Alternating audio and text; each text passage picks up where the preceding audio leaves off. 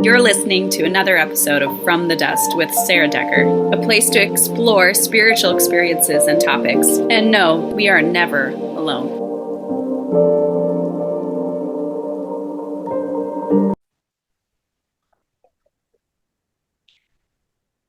Hello and welcome to From the Dust. I'm your host, Sarah Decker, and today I have two guests with me, Stephen Burnham and Kathy Adams, my friends and fellow zioneers who were just in the Yucatan in Mexico with me last month. And today we're going to talk about that event. So welcome, Stephen. Welcome, Kathy.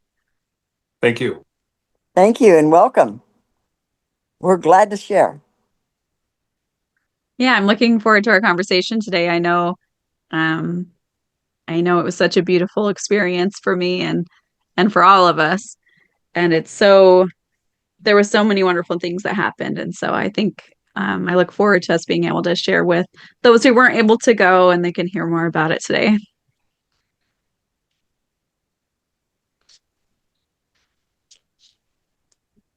So if do you want to just take like a minute and introduce yourselves a little bit? If you start with Steve and then go to Kathy. Sure. As Sarah said, my name is Stephen Burnham. Married with 4 young children. We just recently moved down to Missouri from Wisconsin, following a prompting of the Holy Spirit. Trust in the Lord. We dropped everything, sold our house, sold everything we had, and came down, and it's just been a blessing ever since.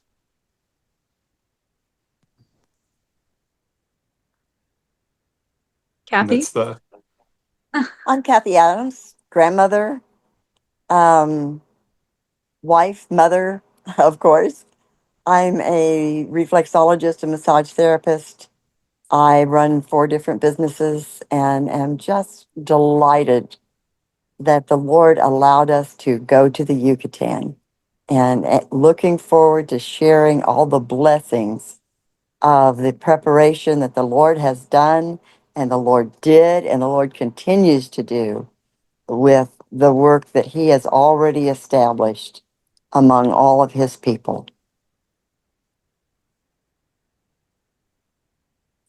You know, one thing that I felt was so beautiful about my time down there is it really was apparent to me how God had been preparing people to receive this unity, to receive the Nephite record, to receive this progression, whatever that looked like for whoever, that next step of progression of understanding and unity that needed to happen. And God's been preparing this for such a long time.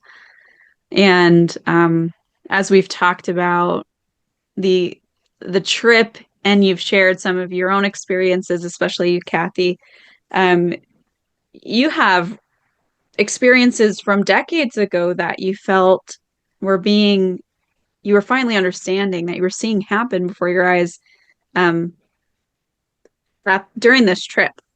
And so it's incredible to me. God doesn't always let us in on the secret. He doesn't always let us in on his plans until they're in fruition, like they're happening around us. And we're like, hey, how is God going to do this? And he's like, I've been working on this for decades, like, no worries, I got this.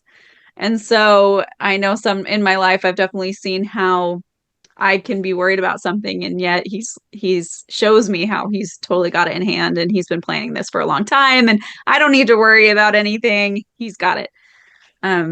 So I don't know. What were your experiences with that during the trip? Kathy, do you want to start us off this time? Oh my goodness sakes.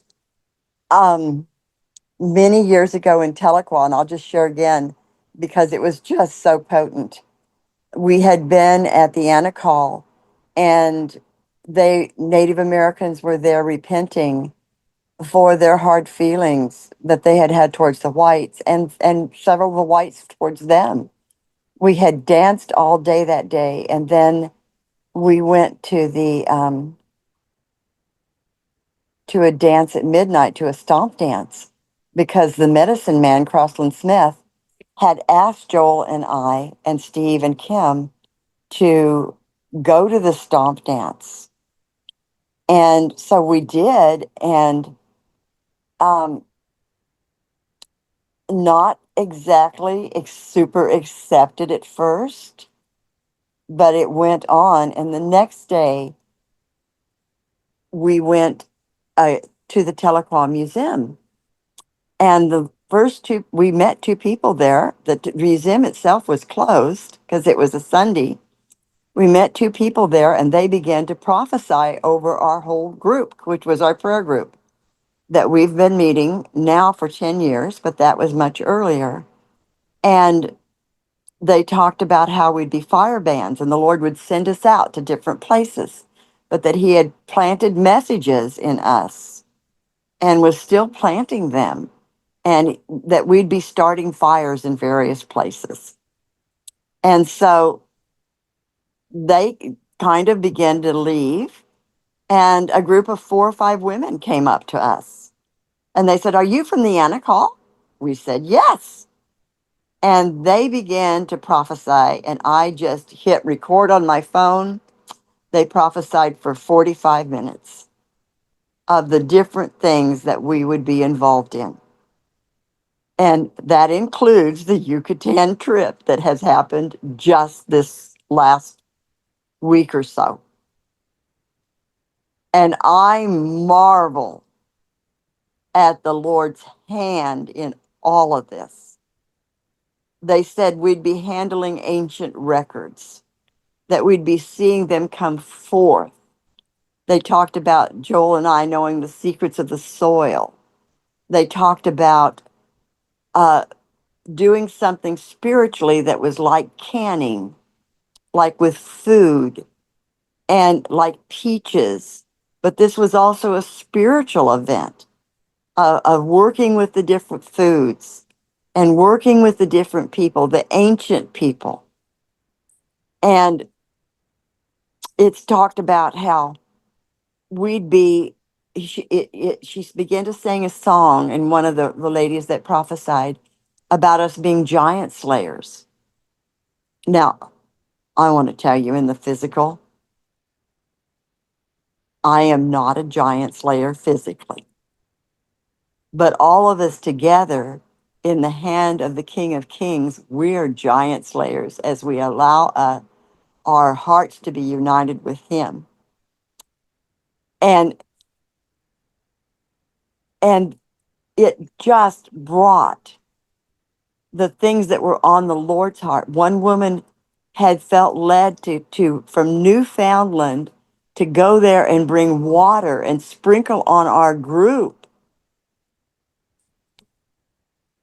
This was profound, and it spoke of all the revelations and things that were coming to pass, and the different ways in which God was moving His hand on His people. And not that any of us are special, but that all of us are special. All of us are special. And He was calling in that for unity. When we went to the Yucatan, we saw some of these things fulfilled that the Lord had spoken of in 2016.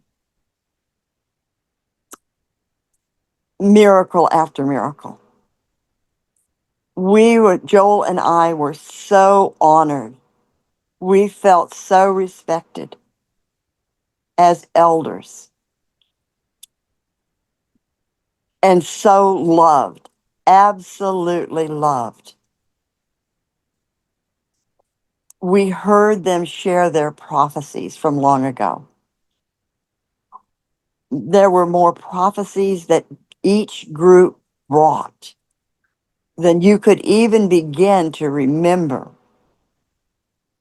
because each one spoke of the change, this mighty change of heart that we need to move into. And it's true. God is releasing and calling us, each one, and has from the beginning, to love Him and love each other. That's what's on the Creator's heart. Love me with creative love with all your heart, might, mind, and soul, and love each other and love yourselves. And we saw that manifest in our very presence in the Yucatan. We were loved on, and we were able to love all those. And it was such a welcoming, loving, honoring event. And as the prophecies came forth one by one, the Holy Spirit bore witness of their truth. The songs that came forth, the dances that came forth, the words of declaration of peace that came forth were awesome. There were people from New Zealand, Uganda, the Netherlands, Germany, Russia, and it was a Russian lady who shared the dance and calling for peace throughout the earth. I want to tell you, it was believable. I really think that's a new word we need to be saying over and over again. These things we see are believable. They are astonishing and they are believable. As I was preparing for the trip, I had a vision, and two things were told to me. One, that it would be about presence, and the other was I saw a vision of an umbilical cord being cut with an old ancient knife. And I'm like, as a midwife, I'm thinking, oh, I'm not sure about that knife. And the Lord's just reassuring my heart. It's going to be okay. The baby's going to be okay. It's clean. It's clean. And Sarah, I'd like you to share what you saw at the event, because these two experiences dovetail together. Sure. Steve, we haven't forgotten you. I'll come back to you after I share this since she invited me No, to, okay? this is important. So, um, first of all, I want to say that as you talk about that ancient knife, I think they're talking about an ancient promise that this would come about. And so it is an ancient knife, that, or maybe it's the I don't know. So that was my thought while you were saying that. I'm like, because these are promises that have been made a long time ago that we're seeing fulfilled. And so it makes sense that it was an ancient knife to me. Anyway, so Kathy shared that with me, that there was this newborn baby and the umbilical cord was being cut. And she's like, we need to pray for that. And I was like, I don't know what that means. So she told me that we were driving vans to go over to Chichen Itza, for the Equinox kind of big gathering that was happening there. And so she told me about that, and I was like, I don't know. And so but I had it in my mind. I kept praying about it. Like, I want to understand. I don't really know what she means by that. Um, but obviously it's important. She had this vision, and I know that the Lord speaks to me that way. So I was grateful to ponder on it. And as we went to the event, a bunch of different things happened. But one thing was that David Miniga had announced that the Church of Jesus Christ was returning to the tree of the family, and that they were bringing with them a record they had held for 200 years, back to the tree, and so that had happened. And then the event had kind of like, all the speakers had kind of ended, and they had come over to the side to where they had all the different church leaders, and David was there, and I believe it was grandmother Mima. She was there smoking tobacco, but like cleansing them. It was like this act of cleansing them of maybe all the impure intentions or whatever that they were bringing with them, until they could come to a place of unity, and until it was done, right? And so I was kind of just watching. I was kind of feeling by spirit what she was doing, but I had personally received a different kind of vision before I came. So before I came on this trip, when I prayed about what God was trying to show me about this trip we were going to go on, what I saw was that there was this veil almost in between people that separated them, and that it would be dissolved. The invisible lines of walls of division would be dissolved so that we could see each other as who we actually are, which is family, which is one family, brothers and sisters. And so, and that these veils were kind of, they're not real. They were always invisible. We never saw them, and they were never real. They were just like veils of understanding that were kind of, our minds were closed off to the reality that we were one, and that he was going to be lifting that so that we could truly see each other as one. And so I understood that vision, right? It was pretty spelled out for me, thankfully. And I was sitting there watching Grandma Mima doing this with the church and David and everyone. And I was praying. I was praying for the veils to be lifted. I was praying for them to be dissolved. Whatever the Spirit brought to me, the intention that I wanted for the unity and for us to see each other as we really were. And I was praying for that and whatever the Spirit put on my heart to pray for at the time. And I was watching her do this like cleansing kind of ceremony. And then it was like right as she turned around, I knew she was done because the Spirit totally shifted. Like the whole energy of the moment shifted to one of like rejoicing and openness. And it was like, it kind of just shifted to this joy. And she turned around and raised her hand and said, "It's finished." And as like she just declared, "It's finished," with joy. And then everyone came in to dance. Well, right as she was declaring it's finished, instead of the image or the vision that I had in the prayers that I was speaking, I suddenly was given this vision of this newborn baby attached to an umbilical cord, the umbilical cord being cut.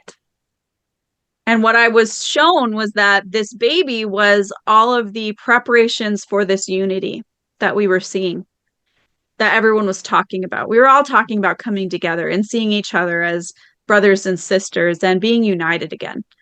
And that this work had been going on for a long time, that God had been putting it on people's hearts to create this group to do this, and other avenues also for people to unite their hearts. And that was the baby that was being grown. All that preparation was that baby that was being grown. And then the umbilical cord was cut, and I heard, now it's time for it to grow. Like the preparations are finished, now it's time for it to grow. And then as soon as those words were said, all around the baby became, it's like watching a Disney movie almost. Like everything turned into grass. Everything that touched the baby suddenly broke out in grass and flowers, and it just spread out from the baby. And it was beautiful. And then I finally understood what Kathy was trying to tell me. And I'm so grateful I got to witness it. I was given that vision to also share it and understand. And so it's growing. The preparations have been laid. The umbilical cord is cut, and it is growing. And that was so beautiful. And while they were praying, Joel and I got Psalm 80, and the music had just changed. And we were declaring between Benjamin, Ephraim, and Manasseh, shine forth, shine forth. So we were crying for that unity. We were praising the Lord for the unity. And as Sarah said, and turn and shine your face on us. And when we started praying, turn and shine your face on us, that's when this dancing just broke out. This ecstatic joy broke out, and people began to dance in all around everybody. It was marvelous. And none of us mentioned, but when Chief Mediga, David, and gave the record of the Nephites to Grandma Mima, there was a rainbow appeared in the sky, the clear blue sky. And that was the first of two that we were to see. And it just continued. It just continued. The Spirit built moment by moment as we were united down there. There were people who had never met me that came up and kissed me on both cheeks, that shared this love of the Creator. And that's just the beginning. So I'll let some others share. I'll let Steve share. Yeah, to witness both of those rainbows on clear blue days were like, and then at Chichen Itza to hear the crowd in awe over the rain, like to hear the murmurs of like everybody. The ceremony stopped and everybody was looking up at the sky, and just to see the joy and the pureness of heart in that moment was, in both of those moments. Um, Again, the other one in the circle, um, just a beauty that I like. I'm amazed to be witness of it. That it's something you don't see every day, and it just testifies to the truthfulness, and that he is with us and she is with us, and they're watching. I've recently, they're here, but to know that you know they're they're everywhere, and they're present in it all. It's just a beautiful thing. And to watch Mima, that was fun to watch Mima um, bless everybody, and with the tobacco, because it wasn't just a ceremonial first you, then you, then you. She took her time with each person, and some were quicker, some she went back to, like she was present in that moment, and what she was doing. Um, and it was just a beauty that the whole week was just a beauty that I'm just in awe. It's kind of sad to come home. One I of know the I things, felt that way too. Mhm. Go on, Kathy. One of the things that was unique about that event was the men and their wives were standing side by side, and she blessed them, bringing the balance between male and female. And Adriana and her part in that, because Grandma Mima and Grandma Adriana were right there, both of them acting together and being present in the spirit, and each one bringing balance in their prayers and in their presence. That is unique, and it was such an awesome blessing. Amen. Amen. One of the lovely things from the week is, who was leading us every day. Every day we had multiple ceremonies, sacred ceremonies, and it was wonderful. And it was a group of women that led us every single day. And sorry, growing up LDS, you didn't really see women leading unless it was just women at the event. If there was ever if there was men that participated, it was like a man was presiding and a woman would talk or something, but she didn't necessarily lead the whole event.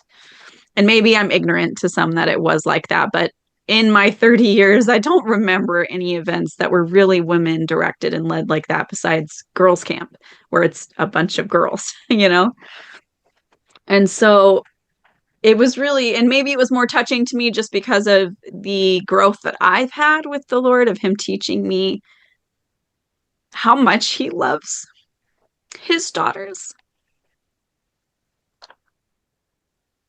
and how really it's our time to rise. And they talked about that. There was so many things that I know for me, the Lord has taught me and Heavenly Mother has taught me, that I heard echoed in the words of the women during this event repeatedly over and over again by many different women. They're being taught the same things. The Lord is teaching his daughters. So Yeah, to see the way the grandmothers, Adriana, Mimi, and who was the third one? Is it Chocho? Um, Joan, I forget the third one. uh, There were the three Joan, grand. Mimi, and Adriana.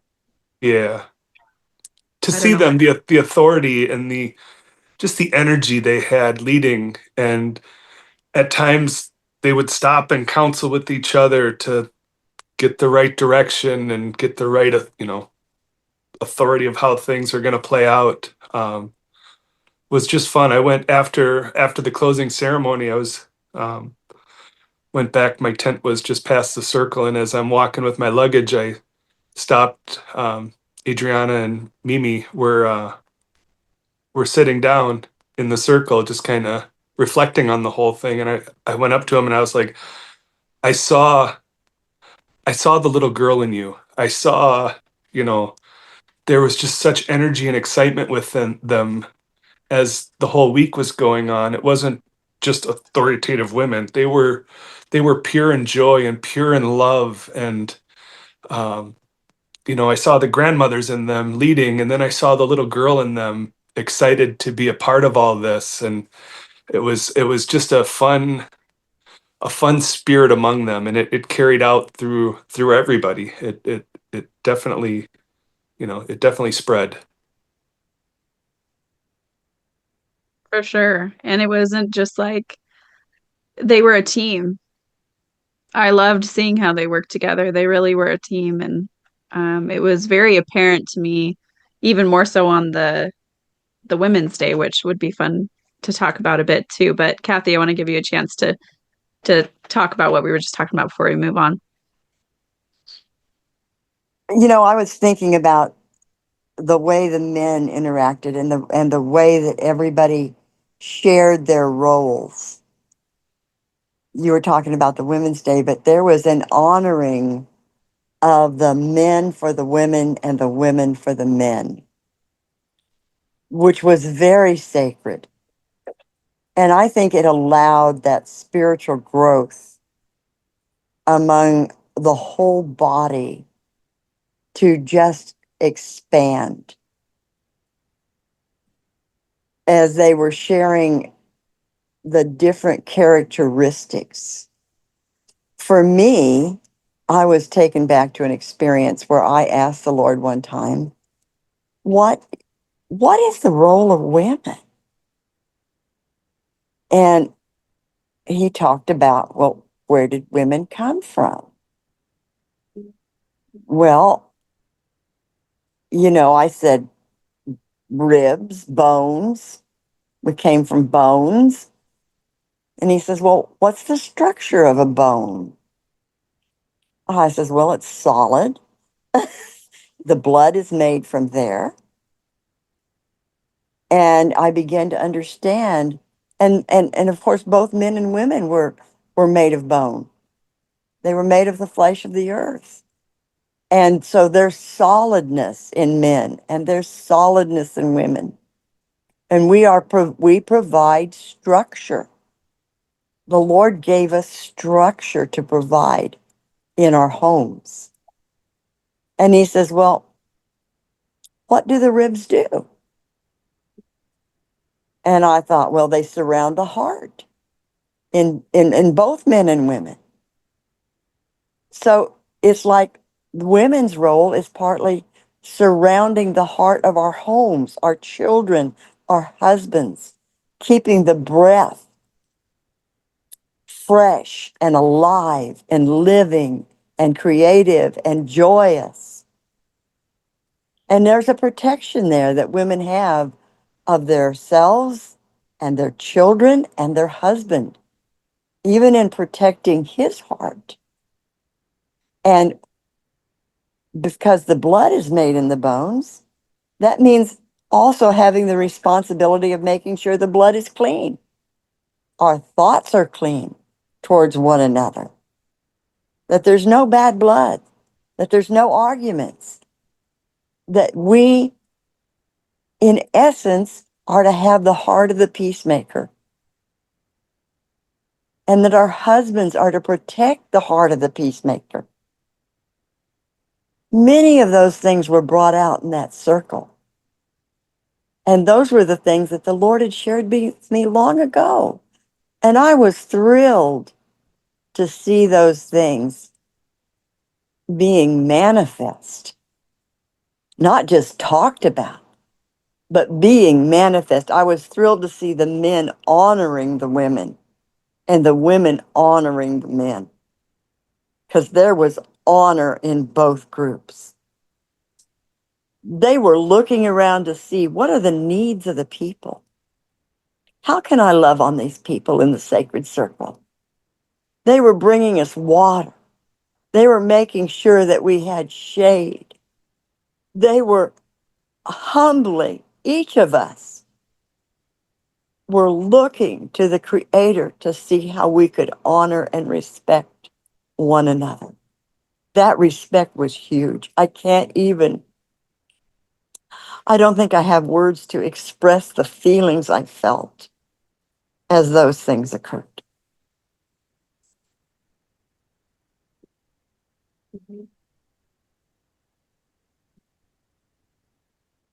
They were brand new feelings. Um, to call it love and beauty, that's not enough. I don't know that I That's have right. the words. I don't know that I have the words to express, um, the joy that was there. It was beautiful. And it taught us a new way of relationship, because we haven't had that manifested to us in this Western culture. It is much more manifest among the Latino culture, but not even there. This was a spiritual gathering that the Creator was really moving to open our hearts and minds and see how relationships He made for us were supposed to be. It was awesome. And I prayed leading up to this. I prayed many times, Lord, who am I? Who am I to go to this event? Why am I going? Like I'm a pretty insignificant person compared to the people I was standing with. And as I would pray, I wouldn't get an answer. And then so I'd be reflecting, on myself and what I'm going to bring to this. And then finally, within the days before, I prayed again, Lord, what am I going to do? What would you have me do there? What is my role? And the Spirit told me, listen and observe. You're there to witness. And so I was able to close my mouth, open my ears, open my eyes, and witness. And just the beauty.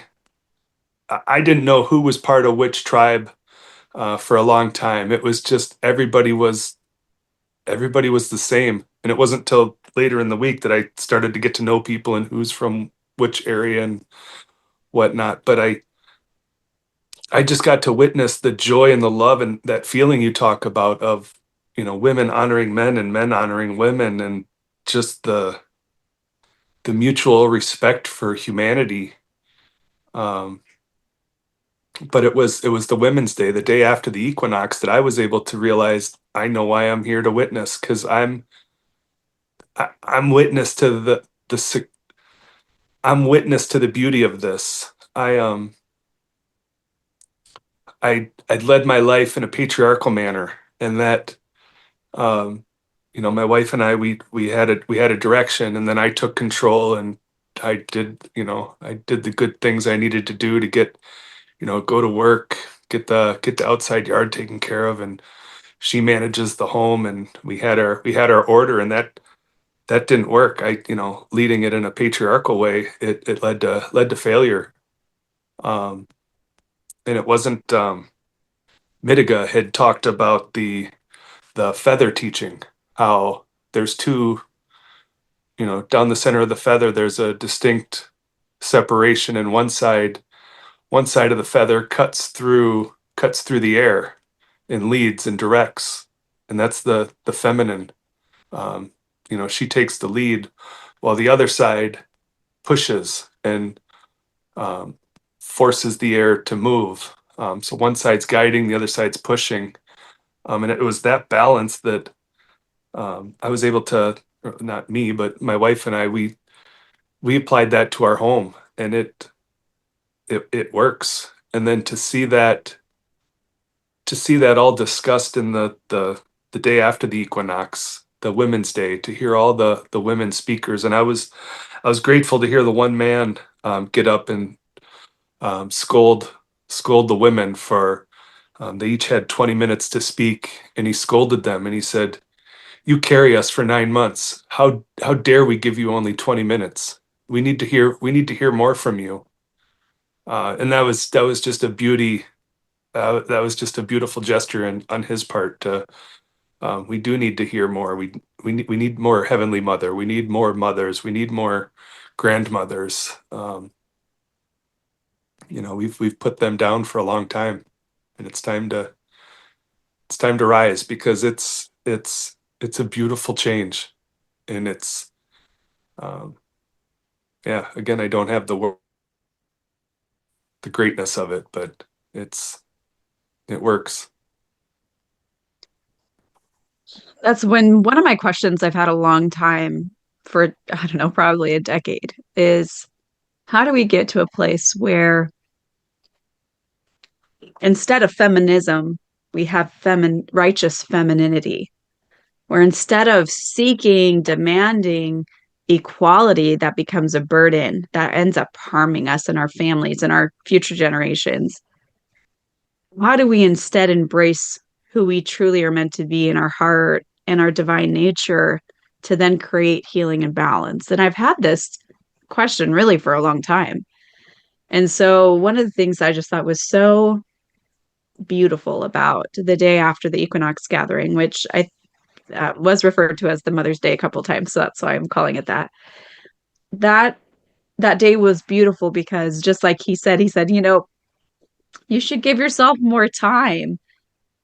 We often quiet ourselves and play small because we think it's our job to keep the peace, or like sometimes we hear that and we think, oh, that means we get to be silent and we get to just take it. We get to be the, walked on, or we get to be the one that's silent and never speaks up. And we hear it the wrong way. Does that make sense? Like we receive that direction in a manner that silences ourselves in our own power instead of seeing it for balance or for the mutual respect that it could be. And so to me, that day was really beautiful because they talked about the men and it was very loving because it wasn't like this feminist, like we don't need men, kind of craziness we see in the world.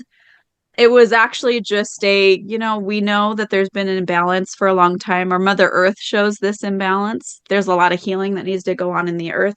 There's a lot of healing that needs to go on between the two men and women and within our families. And they said, we've been walking this path a long time with this out of balance, and our children and our world are a testament to how well that's going and how much we need a healing between the men and the women to heal that rift and create balance again. And so really it was an invitation for women to rise to their intended stature, to be this co-partnership instead of it being an equal, and in their divinely complementary roles. Because to me, like, even when Stephen, when you're talking about like allowing your wife to kind of lead and you're going to create the lift or the momentum and the movement to help make it happen, that is so awkward for me to even consider. Like I even still hearing you say it, it's like, oh, but when I hear it, it makes sense because as a mom, I'm taking care of my kids and I'm busy doing the nurturing mom stuff. And I don't always have the capacity to also step out and make everything else happen, right? I'm busy trying to be mom, you know, and whether that's recovering from childbirth, you're breastfeeding a kid, which is a full-time job anyway, when you've got a nursing baby, and then you've still got to feed people and you still got to take care of the rest of the kids. And, like, I know what momming is. I have 7 kids. I know how busy it is and how much of your life it takes. And so it makes sense to me when I was hearing that, like, it makes sense that you would still honor the intellect, the mind, and the heart of your wife, not just by hearing her out. This isn't just let her speak so you can pat her on the head and do whatever you want. That's not what this is. This is an I honor and respect you, and we're going to talk about this, and your voice is important and has impact on our family and the direction we're going to go. And me as the husband, I'm able-bodied and I can go and help make this happen. Like, just to me, that kind of makes sense. If you just look at our responsibility as women and what that ends up doing to us physically and the time it takes, it makes sense what you're talking about, that's would be the way it worked. But we kind of are very disconnected from that, I guess. And so I had always kind of wondered how we get to this. And so to me, that day was really beautiful because there was so many different modes of healing going on throughout the day. And I don't know if either of you want to talk about maybe one of the speakers or one of the things that happened that was particularly influential to you that day. Kathy, can you think of something you'd like to share? We could start with Steve if you're not ready, but Yeah, go for it. let Steve go first on that one. Sure. Yeah, as you're talking, just to reflect on what you were talking about, it's not allowing women to be in a patriarchal role. Okay, now it's your turn to lead. It's not, it's that doesn't bring balance. Both of us on the patriarchal side, it's the matriarchal is such a different influence of authority. Not a That's the wrong words, but it's such a different way to be than patriarch. They're two, and when they're both there, that's where the balance is. Where I think in today's culture, the feminists want to, oh, I want to be the patriarch, and it's a fight for that control. And no, it's a more beautiful equality, like a teeter totter, balanced and giving input. But yeah, the Mother's Day, that was and here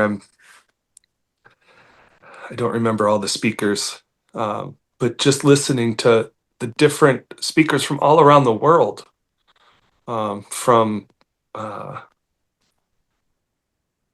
um, Antoinette talking about planting trees on 8/8, how Yes.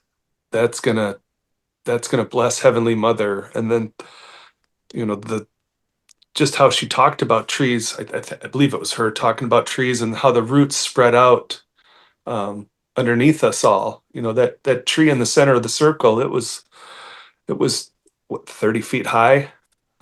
Just this beautiful tree. And then I was imagining the roots. The clearing was a huge clearing in the middle of the jungle, and I just imagined those roots are spread throughout all the clearing and probably into the jungle. It was a big tree. And um, but just about how um, on 8/8 she's talking about everybody planting a tree, and how that will help heal Mother Earth. Um, yeah, but there were so many, and I'm drawing a blank as to. Was she the one that said that you can create a forest in 3 or 4 years or something, and then it would bring the rain and heal the land in that area if you could plant trees? That it would only Yes. take about like 3 or 4 years or something. Yep. And one thing while you were mentioning that, because I hadn't really connected that, but she mentioned that. So she's talking about you can create a forest and bring rain and heal land. You can heal a desert, turn it into a forest, in just a few years. And then she talked about Uganda and how, there was a massive genocide. And then the new leadership that came into power called a bunch of women to be his counselors, or I don't know what the title of their role is. His And entire so it's all cabinet. his cabinet. So there's all these women on the cabinet, and how now the country is the safest place for women. And, there's not litter, and there's all these, there's so many wonderful things about the country now, where it was genocide not very long ago.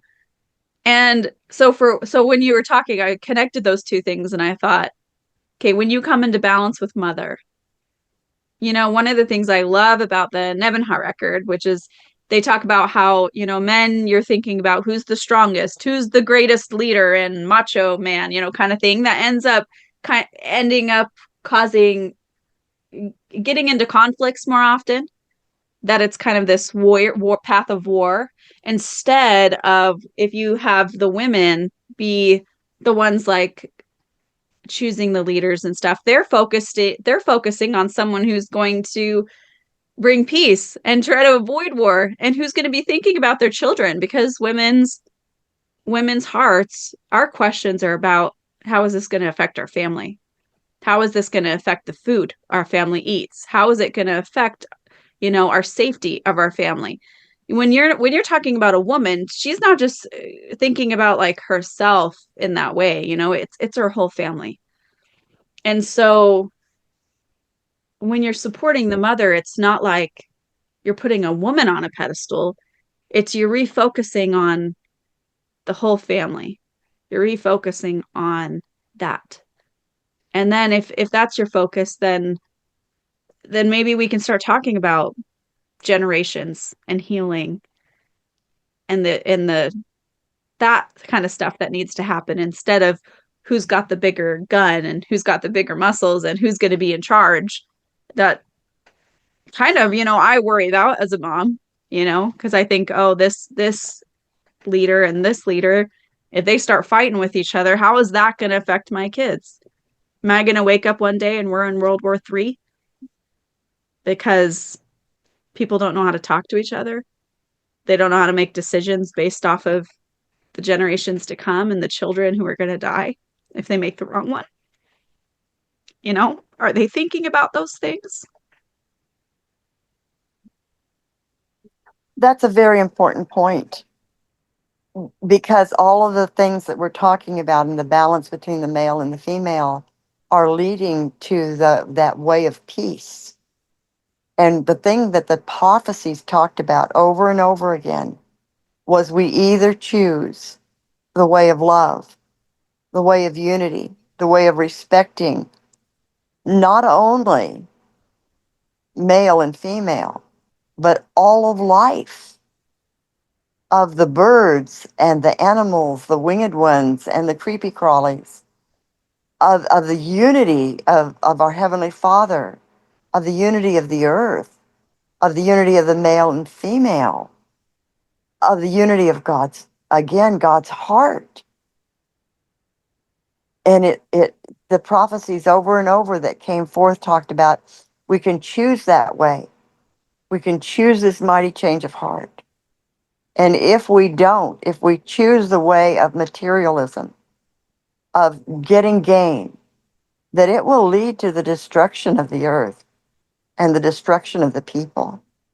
And we will not be able to preserve 7 generations. Will we make the right choice? Will we change? These things were brought out in a most loving and kind way, but they were still presented. And it's a necessary presentation. And the fact that the rabbi came from Jerusalem to come to bring the 7 Noahide laws that line up with the 7 grandfather laws,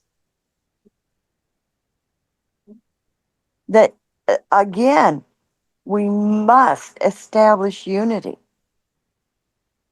That's a way of being. It's not a way of doing. It's a way of being. We get so busy caught up in doing, we get into the get her done model. That's both men and women. God created us as human beings, not human doings. And we have to come back to that being, that quality of being, spending time with the Creator, spending time with the earth, spending time with our children, not being so busy in the get her done mode that we forget the important things of life. We're really talking about moving into a whole new way of life in order to preserve the earth. And yet, it's an ancient way. It's the way of creation from the very beginning. Will we take the steps to live the way of the Creator? To live His heart, to be in joyous union with Him and with each other and with ourselves. They're not just pipe dreams, because the Creator is coming back. And one of the things that He stated is He will not come back till we as a people remember the covenant of peace, the covenant of peace that we have with Him if we choose. If we choose.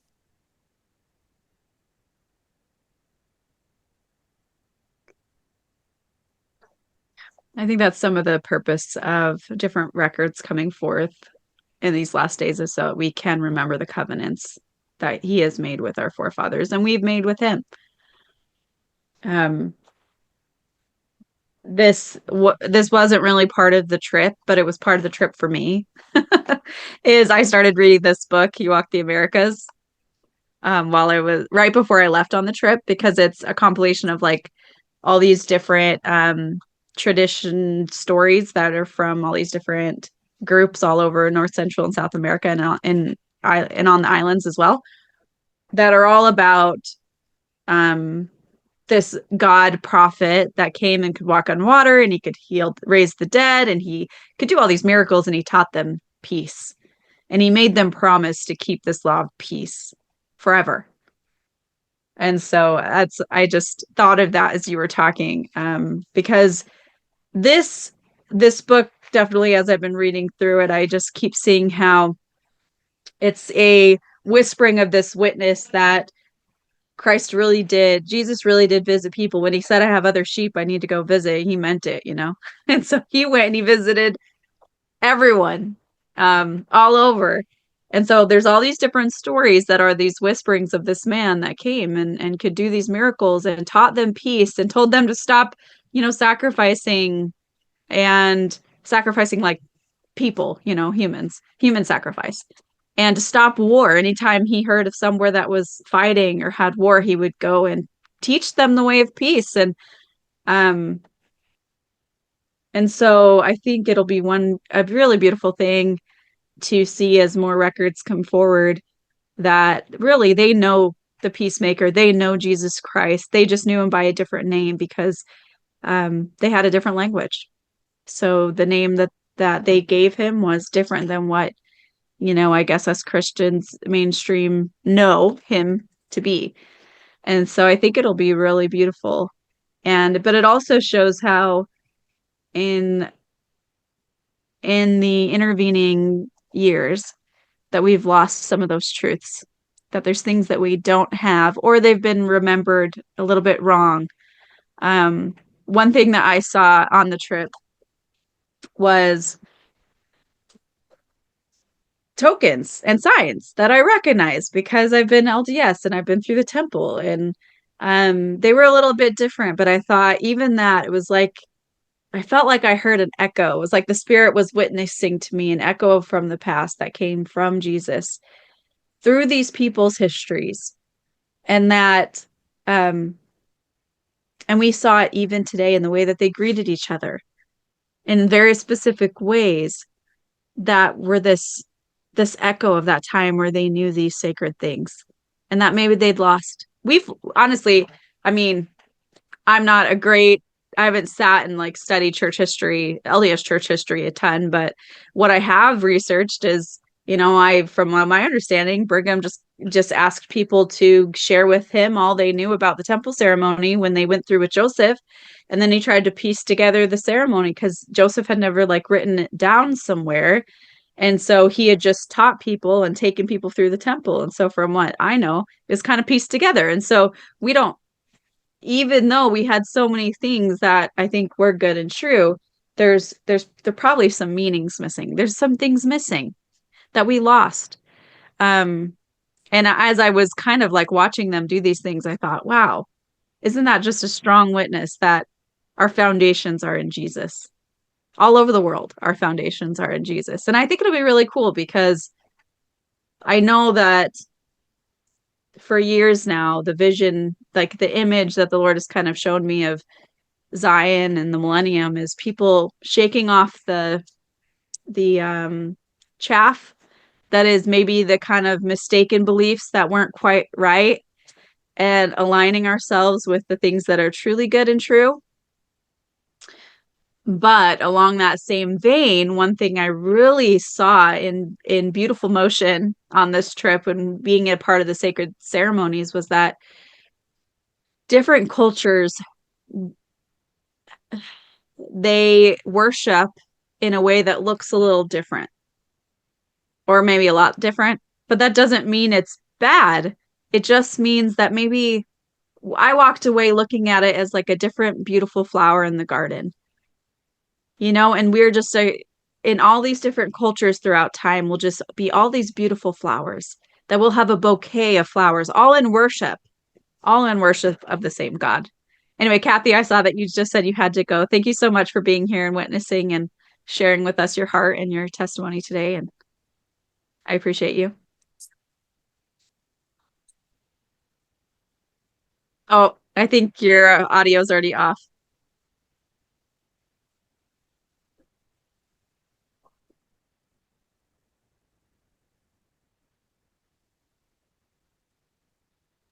I said I appreciate being on and having the opportunity to share.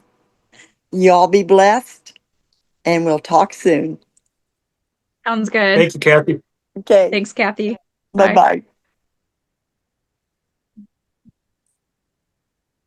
Yeah, as you talk about the division and separation, separation is what caused all this. Um, unity and love um, will demand change, and it'll demand change quickly. Um, talking about the growing the trees and how quickly that'll um, change the ecology. Yeah, unity and love will um, it'll swiftly change the world. We get rid of all this division. As children, we used to fight and then turn around and hug each other right away and make up and get over it. How long did a child, friends in the neighborhood, how long did that fight last? In my case, it didn't last long. We made up fairly quickly. So it's that innocence that we need to get back to. Yeah, I agree. I agree because there could be things that actually, I'm not going to say there could be things.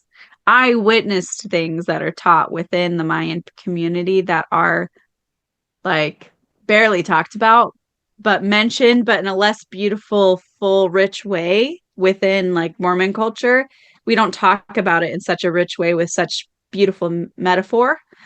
And I think in some ways because they're so metaphorical within their worship, it can be a little like uncomfortable to someone who's not maybe familiar with that, the way that they use imagery in the natural world to teach all the lessons. And but by the end of the week, there was so much richness and symbolism and beauty that I finally understood that I was just like going through those ceremonies, just so touched at the love and the gratitude. And even when they do the four directions, one thing that every time they did it, it was a little bit different. It wasn't exactly the same. And on the last day was especially touching to me because they just expressed gratitude. It's like every direction they turned, they expressed gratitude. And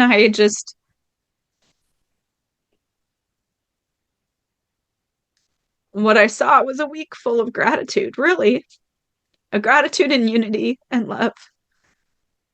And I felt like they cherished the earth. We just live on it. And sometimes we don't even think about it because we're surrounded by concrete and buildings, and we don't even think about this great big world that has housed us and has helped us to live. We go buy our food at the grocery store and don't think about the fact that the earth has given it.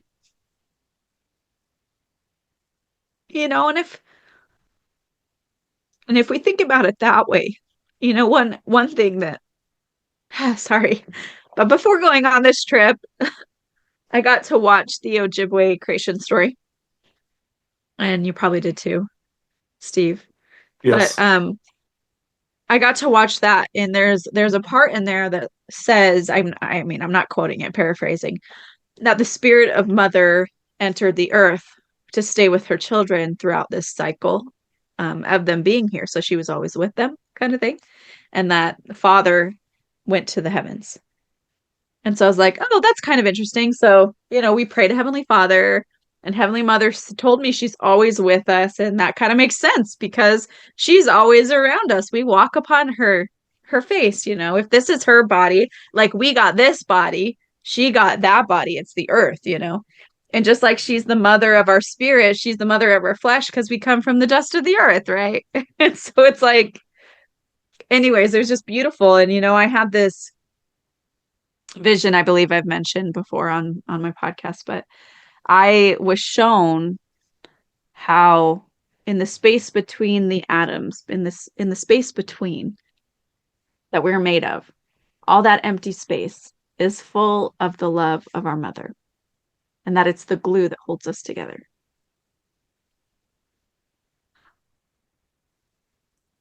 And I'm just sitting there thinking, like, so if she is the spirit of the earth and she walks with us every day, she gave us our bodies and literally holds them together with her love. And they do it in obedience and in their love to God. It's like, it's just so beautiful. It's just so beautiful. And if that's true, like maybe it's not, but if it is, and we've lost that connection to our mother.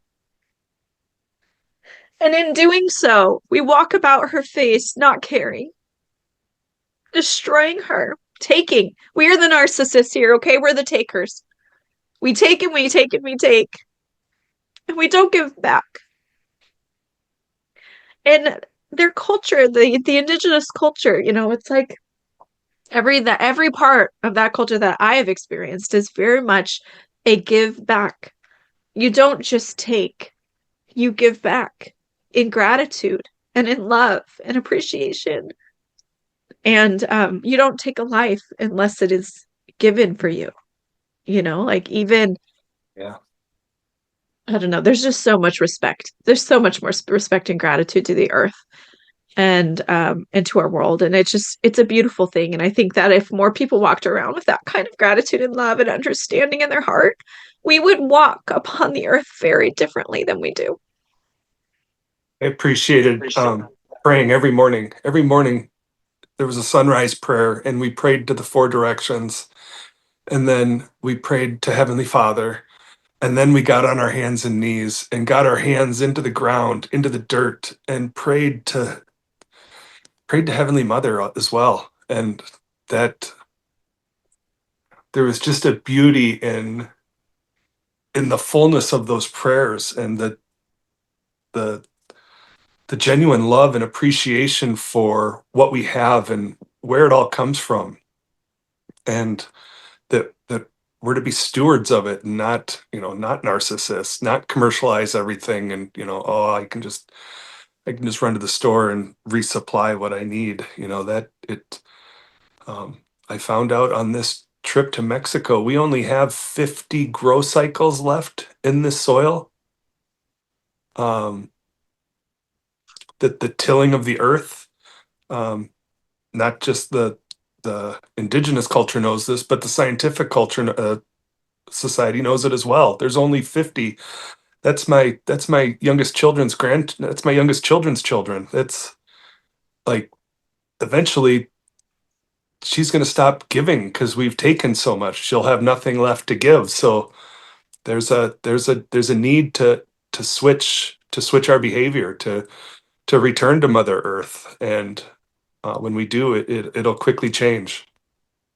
Oh, and there's scriptures to back that up, like she is tired of the violence and the bloodshed and all of this stuff upon her face, and she groans, and that's talked about. So I think we're in a space where we're kind of at that time where we're seeing this stuff where she's groaning upon because of all the evils upon her face, you know? Yeah, And so I think go ahead. it's okay. What were you gonna say?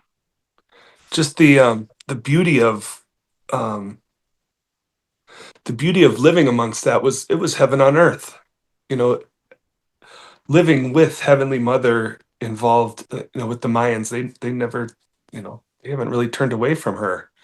So to have that in your culture, in your day, in your every being, it's glorious. It's heaven on earth. And to live the other way, to live commercially, good luck. That's a hell I don't want to live in. Yeah. I think that's one thing I thought was really kind of cool is that the grandmother Mima, she was the connection to Heavenly Mother. It was like, we have a prophet who we're like, oh, this is the voice of Christ, on earth. He tells us what Christ wants us to know. There's that kind of idea. And there we saw Mima, like, she's like, well, the mother just gave me a message to share with you guys. Okay, look at a prophetess right here. I just loved it. I just thought it was really cool. And I don't know if she would claim that title, but I just thought it was really lovely because we could have a greater connection to our Heavenly Mother if we really sought her and sought Christ and sought our Heavenly Father. Like they have their own distinct voices and they have their own distinct personalities, and um, we can have a relationship with them. Believe it or not, not everyone recognizes that, but we can. And so it was just really beautiful to witness that, even with Mother. Yeah. So There was yeah. one other moment I was a part of. I did a sweat lodge the final night. Um, Oh yeah. Tell us. as everybody doing the sweat lodge was just coming back dirty and living in the desert or living in the jungle. I didn't want to do that right away. I waited till the last night. But in doing so, their ceremony was run by Black Eagle, who was from one of the northern tribes, and the majority of the participants were from the southern tribes. And so, in doing the ceremony, tobacco is very sacred. They take tobacco from the pipe, place it in their mouth, and they don't inhale it, but then they exhale, and those are your prayers. Those are your prayers being released. And in the southern tribes, the participants offer the tobacco to the fire. There's a fire out front of the stone lodge, or out front of the Star Lodge. Star Lodge, with the stones in them.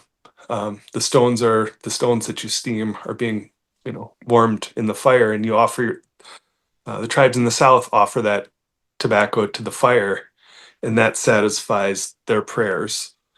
In the north, they do things differently. You offer the tobacco to the administrator of the stone eagle who is performing the ceremony, and to the firekeeper who's outside tending to the fire. You offer it to them. So many of us didn't have tobacco to offer um, Stone Eagle, Black Eagle, and he was educating um, he was educating us that, we do it this way, and it's okay because one of you has it, and I'll take that as an offering for all of you. And one of the young native men from the southern tribes, he didn't understand, and he kept demanding that, look, I have done it my way, and it is satisfied. And there was a back and forth, which I can see where wars start. They're trying to preserve their lodge, their way of their way of doing things. And this was a coming together. And Stone Eagle, or Black Eagle, he he explained it like 3 or 4 times, and it wasn't till we were inside that one of the elders from his tribe, it was either one of the elders or it was the firekeeper. He was also from the south. He said, "Look, this is Black Eagle's lodge. This is his ceremony. We're here to learn. We're here to learn from the tribes from the north. Um, we're here to learn their way." And it was at that moment that he realized that, oh, this isn't the lodge this isn't the ceremony that I'm used to. This is a new ceremony, and we're to learn from the tribes from the north. And it was just the beauty of the tribes coming together. The apparently we witnessed the lost tribes of the north returning to the south, and the unity and the coming together. Everything that happened was either spoken in English or Spanish and then translated. So everything that was said throughout the week was said twice, once in English and once in Spanish.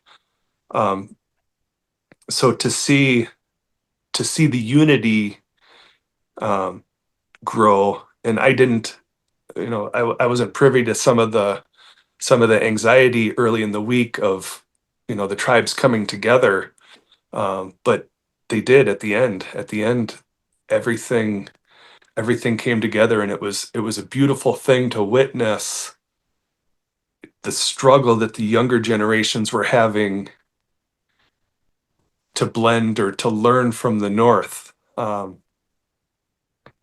was just a beautiful experience to see that, and quite humorous at some points too.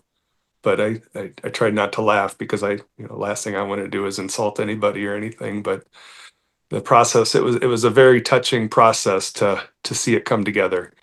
And I saw that in everything all week, from um, the grandmother's council. They didn't all agree on everything. We were told to take pictures, and one of the tribes just did not want their ceremonies photographed, and were taking great offense to it.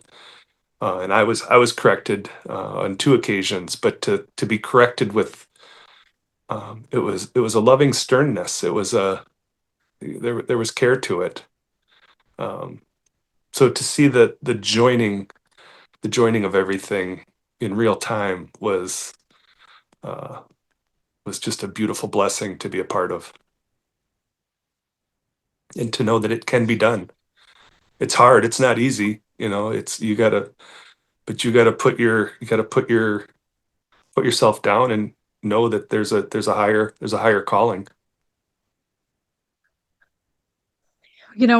I was the word I was given. So Kathy, who was here just a bit ago, she went around to everybody and said, what word has the Lord given you for this week or today?" I don't remember if she asked about today or this week. But I hadn't really, I don't know. It's funny to me because it took people asking me multiple times for me to go, "Okay, Lord, what is it?" And then receive beautiful guidance that helped me throughout the whole week. Um, but so she asked us, like, "What is the word the Lord's given you?" And I paused and I contemplated it, and it was open-hearted, to be open-hearted. And so I went into all the different events that week with that as my guide, open-hearted. And I thought about it, like even thinking about the other direction I received that wasn't that word, but I had pondered, like, prayed about, like, what is it we need to go with? Like, how do I need to how do I align myself? I kept praying to align myself with his greatest will and just to be for it to be to share love. And really the feeling that I had gotten was to just be and learn, because I think like if we would walk into a situation with more willingness to learn, if I'm here and I'm just going to learn from you. And I think my podcast has kind of taught me that, because I do a lot of listening and I love it. I love learning from my guests on here. And so if I went to this whole week, just teach me, then I'm in a place of humility and I'm trying to understand you. And I know that any of us that have probably been in a relationship for very long and all have learned that it is more effective to try to understand someone than to try to be prepared with a response, or to be heard or demand us be heard while we're not listening to the other person. You know, if that ego is in there, the communication kind of stops and gets all muddled, and that's where tension kind of starts to rise. And so I really felt guided and directed to just walk into this as a student and learning, which was super exciting because that's what I love anyway. It's not like I wanted to go down there and speak. I have nothing to say, you know. Right. I'm there to enjoy you and your culture and the people there. And so I really felt like that was my job. And then, um, and then if you're in that kind of space, then if you're asked to speak, then you have an opportunity to say what's on your heart. But until then, I think if we just functioned in a space of being willing to learn and openness and trying to understand each other, there would be so much more beauty in that space when our hearts are open and we're like, oh, I want to learn from you. I want to understand you. Oh, you want me to say something? Sure. And then we say whatever the spirit tells us to. But there would be much more beauty and peace there, I think. Uh, I felt like there was something that I was supposed to share, something else as well. So let me think about that for a second here. If you want to share something, please do. If you've got something ready. Yeah. The other thing, our tents, I don't know if you call them tents, they were tents and nets, whatever. We're in the jungle. So I was sleeping in the jungle on the ground, and to wake up, I woke up every morning. It must have been 4:30, 5 o'clock, to there's this one bird that starts cawing, and it would start to caw, and Do you hear then my toddler yelling? no, Okay. no. Just Um, wanted to make sure. Okay. but to hear the symphony of the jungle come alive, the one bird starts it off, and then pretty soon there's other birds with their beautiful songs, and uh, as the sun starts to come up, to hear the call to prayer with the seashell, they're blowing in the seashell. By then, the jungle is just alive in beauty, and it's just a wonderful way to wake up. It was really lovely. I was worried about that a little bit, like we got there and I'm thinking, oh, are we going to be comfortable? It was like, they ended up working out really well, but I admit when I got there, I was a little nervous because the tents were just three walls of canvas with like a doorway, a partial wall on the fourth side that had a doorway in it. And then the top was netting, and then there was a tarp that covered it. So, we were covered. Um, but there was no floor, and so I was worried about bugs because I thought there would be a lot of bugs because everyone kept warning us there would be a lot of insects. I think because it was the dry season, we just really didn't have all that many. But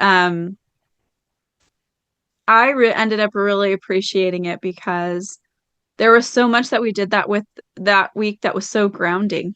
Like you mentioned with the four directions, we call them the four directions, and we end touching the earth. And then we would stand in these circles for hours every day. I mean, we would start with like a 2-hour meeting in the morning, and then we would do another 2 or 3 hour meeting midday, and often had some meetings in the evening, which were usually up at the house or something, not always in the circle, but there was also usually something going on. And so after standing for hours, my feet would start really hurting me. And I learned that if I just took my shoes off, I was wearing sandals, and if I just took them off and stood on the ground, my feet wouldn't hurt. That it was through connection that we release the pain. How interesting, right? What an interesting thing that my feet could be killing me in sandals an inch away from the dirt. And if I just took them off and stood on the dirt, I was fine. I was totally fine. Yeah. I think And I that was took my such a, shoes off. I think I took my shoes off the first day and was walking through the jungle with barefoot. Uh, and it was, yeah, it helped add to the experience.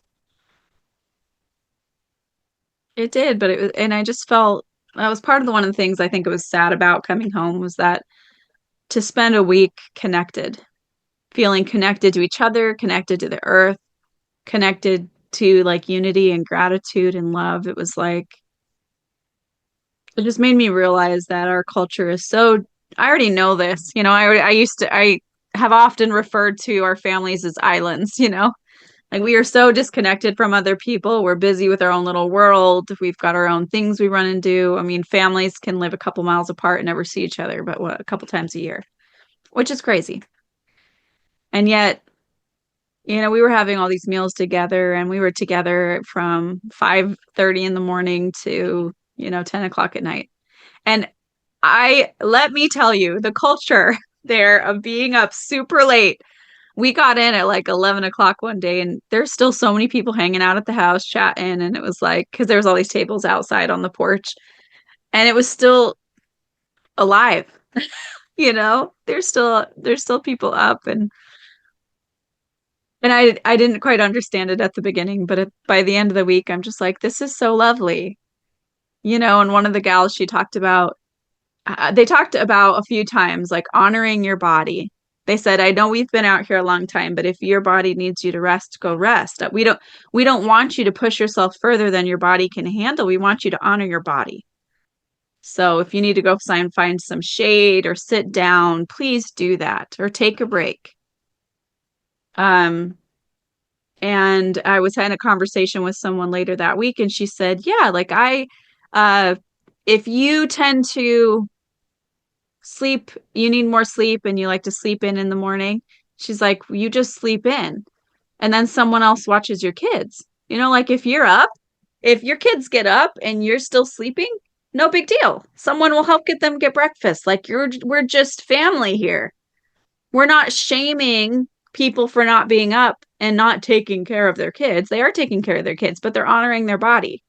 Their body needs sleep. And so instead of shaming them, because in our culture we would, you're a terrible mom, you know, like we'll shame each other into running ourselves ragged because we are never enough, right?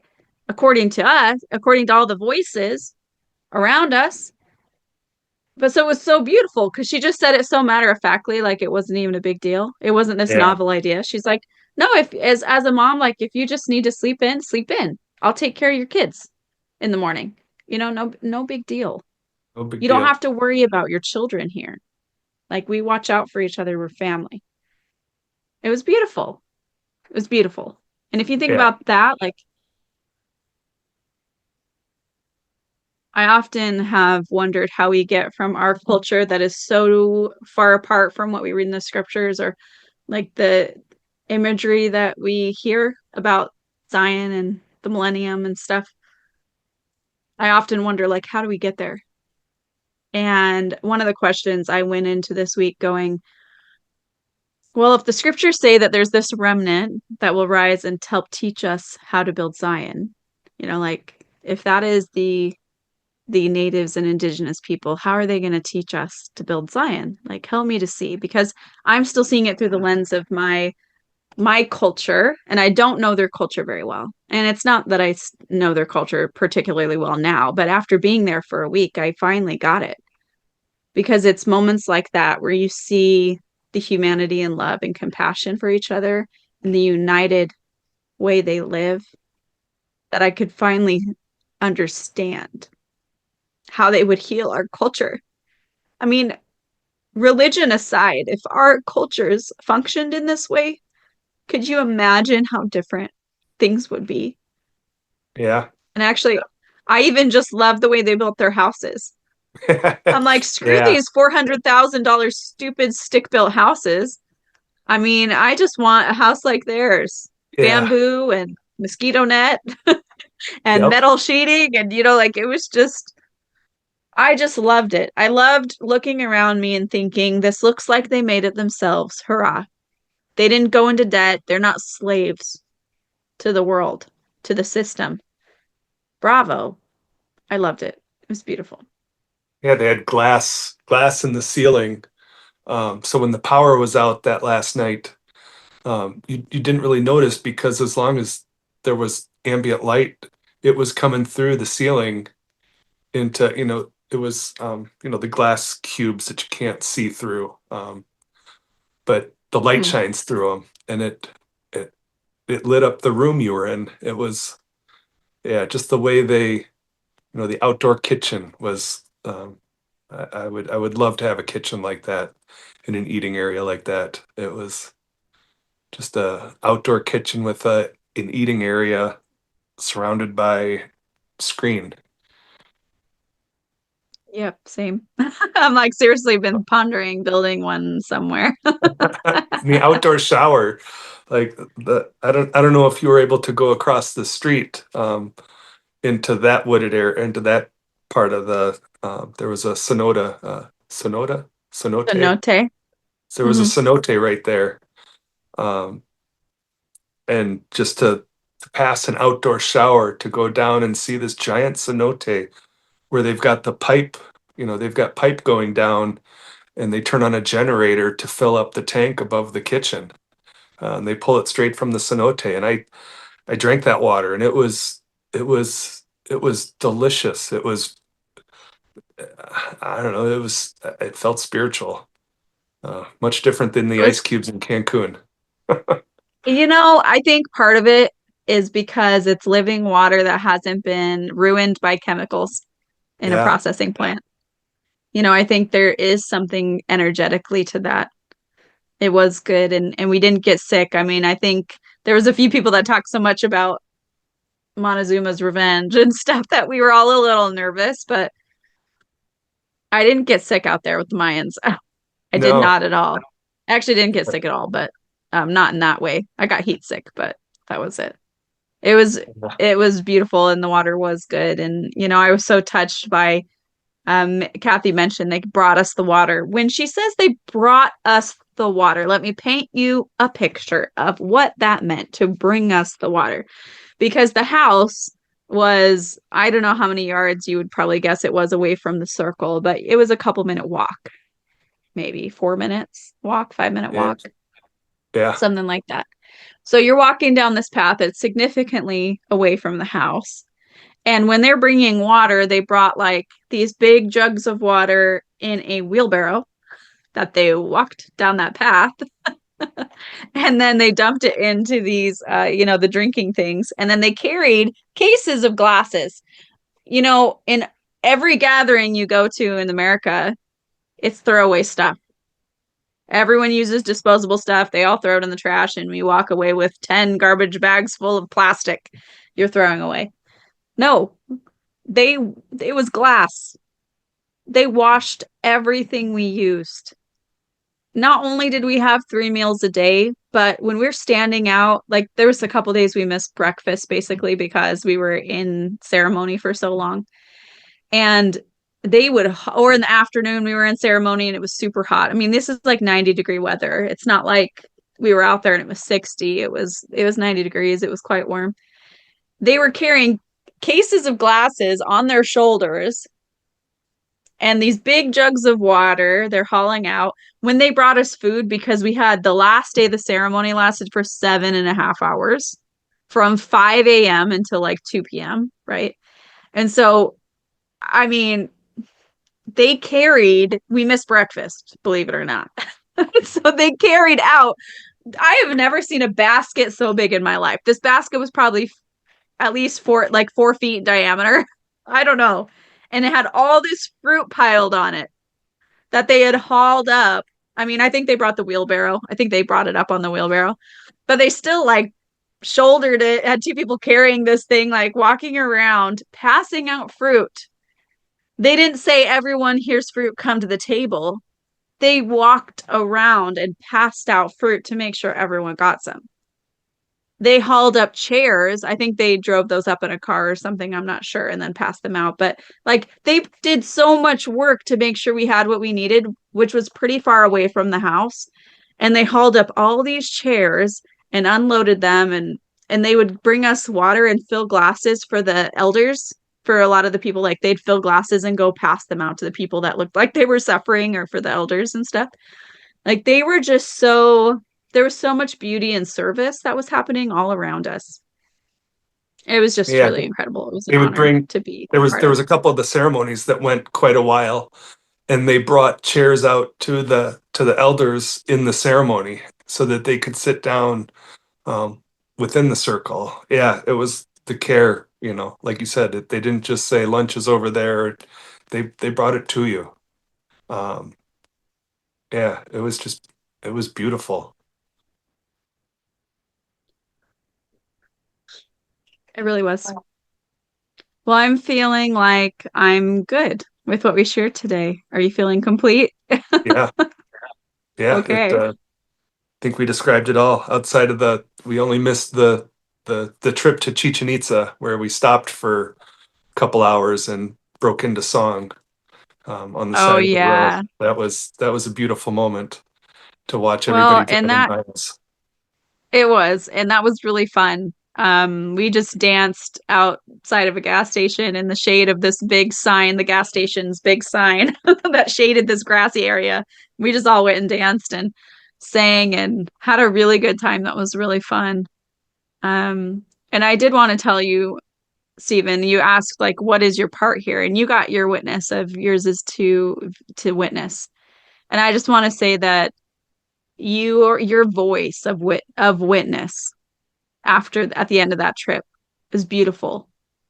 I mean, you did a few different posts talking about the trip we had, and your voice is powerful, and your witness was strong and beautiful, and I want to thank you because that also was a contribution from your heart that I really appreciate. Thank you. And I was only able to touch that part of my heart having been there. Um, had I not been there, I wouldn't be able to write anything nearly as, I guess, poetic as that. Like that's far from me. So it was that experience that opened up a whole new man within me that I will hold on to forever. Yeah. Well, and I guess I would be amiss if we don't talk about the second rainbow, Yeah. because we had the rainbow in the sky at Chichen Oh yeah. Itza. And then we had a second rainbow in the sky that was on it. When I say a rainbow in the sky, I'm not saying it was a rainy day and there was clouds. I'm saying it was a dry, sunny day, maybe a few clouds in the sky, but we saw a rainbow without rain twice. And the second time, so the first time was after David announced the Book of Mormon returning. It was the Nephi record, I think, is how he refers to it. The record that they gave the Mayan people, I believe it is the Nephite record. The title of it Yes. with that is the Nephite record, and it's a red book. Um, but the second time we saw that rainbow was when the Church of Jesus Christ and had come with flowers, because we're in our culture, we don't use these like not altars in that way, where they have this big beautiful altar around this sacred tree, and they had different things they added to this altar throughout the week, and we hadn't really added to the altar, and honored the ceremony and whatever in that way. And so they brought the Church of Jesus Christ brought a bunch of different flowers, and they put flowers all along that stone ring around the tree around that altar. And then they talked David, well, President Gailey of the Church of Jesus Christ shared some words as well about how they had taken care of the record for 200 years, and that they were bringing it back, and that they were joining back with the tree. And if I were to paraphrase it, I think that's basically was his message. Yep. And then David got up and he said, we've all had our history with Peacemaker. We just know him by the name that we gave him in our language. And that in this record, it is Jesus Christ. And so we want to offer our history to you. And because it's a shared history, it's your history as well. And so he walked around and shook people's hands. He Was it at the same time that he did the handshake that he taught us? And then he gave them the book, or were those two separate things? I think those were two separate. Okay. So then he said he was going to go around and make sure everyone got a book, and so he went around and passed those out, but it was while he was speaking, right, that we saw the second rainbow again. Yes. Was that when it happened? And So and the translator, the moment that the translator, the woman who'd been translating for the grandmothers, she stopped everything and she bore witness of a dream she had had. yeah. She spoke of, she was in a ceremony, and within the altar there was a fire, and there's not supposed to be fire within the altar. So she went with a stick to kind of put out the fire, and the face of the peacemaker came to her and said, it's through the name Jesus Christ that we will be united. So for the Church of Jesus Christ to come in, that was witness to her that this is where the unity happens. Yeah, I thought that was really a beautiful thing that the Lord had in store, because she said she had that dream a few years ago. She's not super familiar with Jesus. She grew up Catholic, but it was all in Latin, so she really didn't know much about Jesus, honestly. And so she wasn't very familiar with him when she had that dream. And she saw Jesus's face and he talked to her. She said he taught her many things, but the one thing she could really remember was that it was through the name of Jesus Christ the people would be united. And so it was a beautiful moment for her to witness to her people that Jesus Christ truly was the peacemaker, that it really was a true record, and that they were to receive it through a mouth of someone that they know and love. Because I think that meant a lot, and it was really beautiful. It's really beautiful to witness, uh, and I know that is a pattern of the Lord, by the mouth of two or three witnesses, and we heard, I guess technically three witnesses in that moment, and then And we then to see the witnessed some signs in beautiful heaven. hearts. Yeah, the sign, and yeah, with the exclamation point of the rainbow Yeah. from heaven.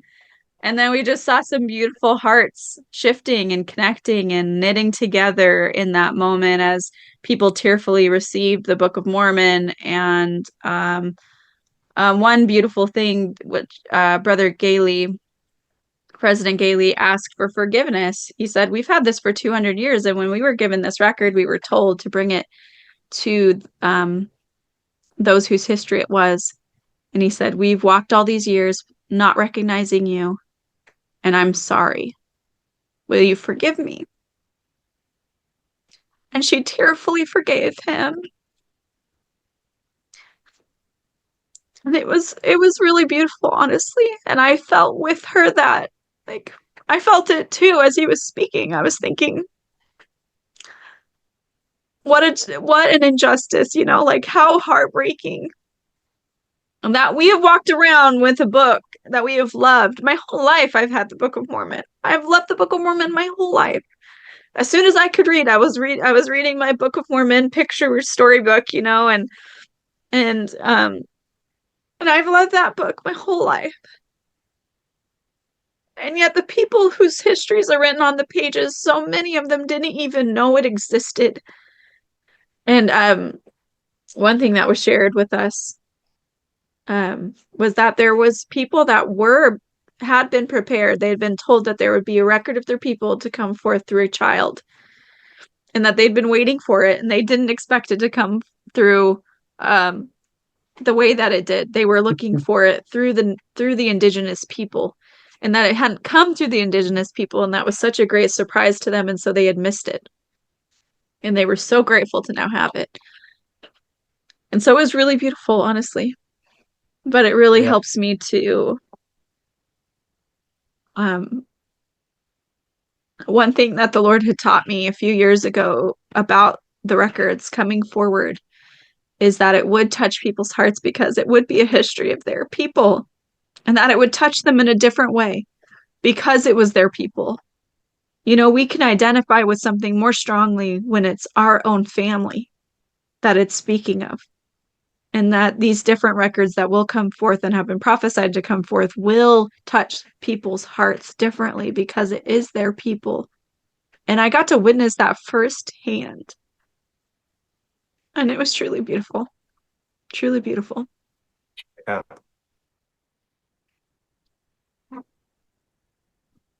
It's been fun to go back there. It's I've been back there this whole conversation, and it's brought peace to my heart. And thank you for sharing.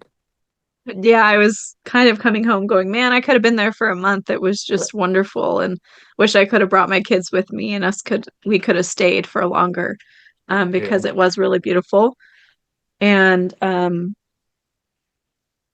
yeah, I really hope we get to go back next year. And it's sad to think it would be a whole year till I get to go feel that again. So I feel like an assignment, you know, it's like the Lord's like, well, you don't have to go there if you would just build it. And Yeah. so I think that's part of our assignments as we seek to build Zion. We build it first, you know, in our hearts, and we understand really what that is. And then we start shining that light outward and unifying. And it's a beautiful process that I know that we are really a part of, truly a part of. So thank you, Stephen. It was really wonderful to be there in Mexico with you and with everyone else, and to feel people's hearts and to connect and to get to know everybody better. I mean, as Zioneers, we have had a few times where we've gotten together in person, but this was really special in its unity, its unifying of even us as a group, and getting to know each other better and getting to know other people that we really hadn't met or known very well, better, and making so many more new friends that are now feel like family. And anyways, thank you so much for being here and talk and sharing Thank our you. experience. I love your spirit, and I love you. Thank you, Sarah. Thank you.